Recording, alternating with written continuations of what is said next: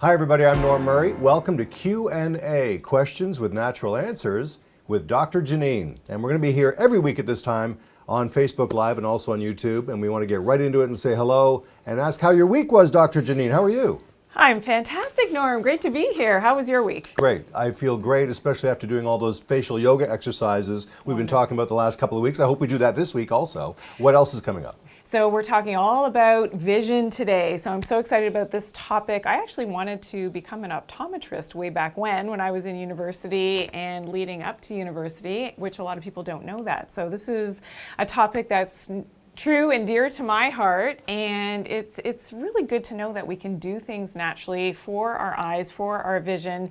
So today we're talking about vision, especially vision loss over the age of 40. We're talking about cataracts, glaucoma, macular degeneration, which we often associate with the aging process, but it need not be. And we'll talk about prevention. We're going to talk about the pets as well. And we are going to share some fantastic exercises, not only for our beauty, but also for our eyes. It's going to be a great hour. Okay, I look forward to that. First of all, I want to ask you though, what is it about reaching the age of 40 or whenever our vision starts to go a little bit? Why does it have to happen around that time in our life? Well, this is such a common thing that happens, and really it has a lot to do with the aging process. So believe it or not, we have genes that are related to clocks, and they're called clock genes, and we have these clock genes in our eyes. And as we're aging, it's almost like the clock is slowing down because of that aging process. So it's something that, and some really interesting research has gone into this. Dr. Sinclair and Dr. Horvath. Horvath is known for studying the clock genes, and they actually did a study which was so interesting on mice, in which they crushed the optic nerve in the eye of the mice or mouse, and they were able to change the epigenetics which means changing the genetic coding of what was happening in that destructed tissue, and they were able to bring the vision back in the mice. So this is where science is going. It is, incredible to know that this is actually possible, and this is a groundbreaking study. So that's really interesting. But part of that aging process, when we're talking about prevention, is that we want to be always preventative. So we're talking antioxidants. We're going to get into some of those specifics, which antioxidants are best for the eyes. And doing things from a preventative standpoint, meaning that blue light radiation, which is a big problem for people as well. So whenever we can, to wear the protective glasses that help to protect against that blue light radiation from all of our devices. So we're going to talk about that. I have a great demonstration about the blue light as well. So we're going to talk about that.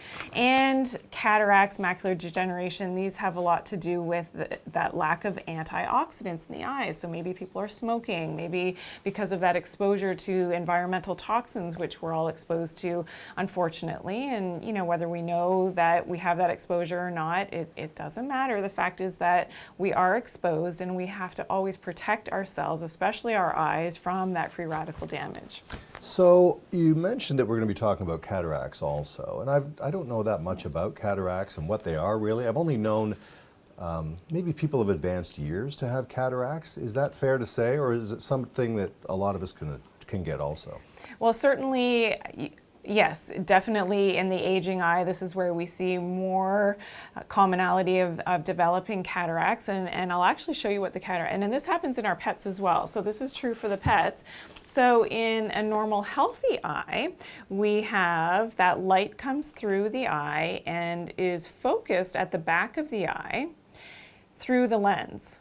So just much like the lens in a camera, which helps to focus and pinpoint that ray of what we're looking at the back of the eye. Now, at the back of the eye, this is where the optic nerve is, and the optic nerve is what sends that signal to the brain so that we know what we're actually looking at. So it's the brain and the eye work hand in hand.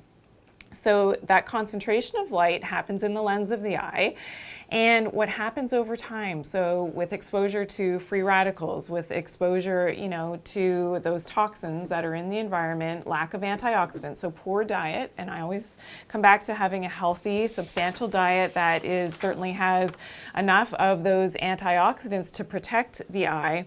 It's important that we are not developing the cataract. So the cataract is basically like a clouding of the eye, of the lens, and we can see that clouding is happening, and that's lack of those protective mechanisms from those antioxidants.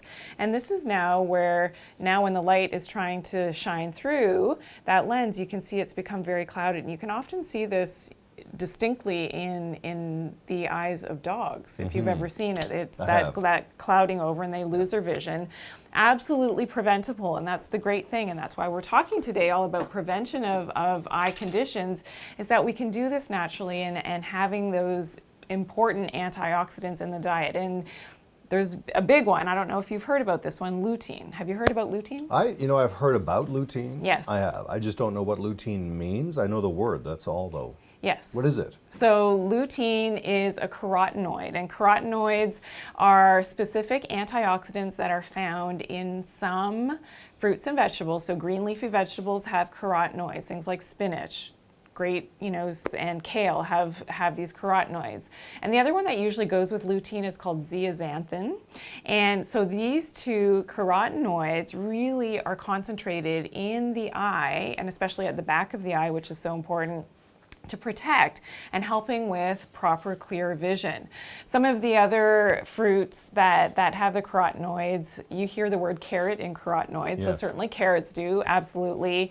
And the melons, so the cantaloupe melon, I believe in Australia it's called the rock melon. I believe, I have to check our Australian friends. You can correct me if I'm wrong, but I know a lot of you love to watch the show. So the rock melon is the cantaloupe, as we speak about here in North America, and that orangey pigment is very protective and has that lutein, and the zeaxanthin. So those two antioxidants are very protective. We're going to do a great demonstration with some lutein to show how it is actually protecting from that blue light radiation.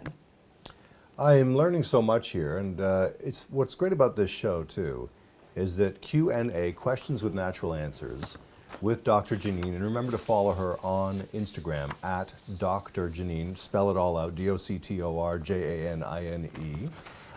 is that Dr. Janine doesn't have to just speak in sound bites here. Here we can get a little bit more deeper, a lot more deeper into the issue actually.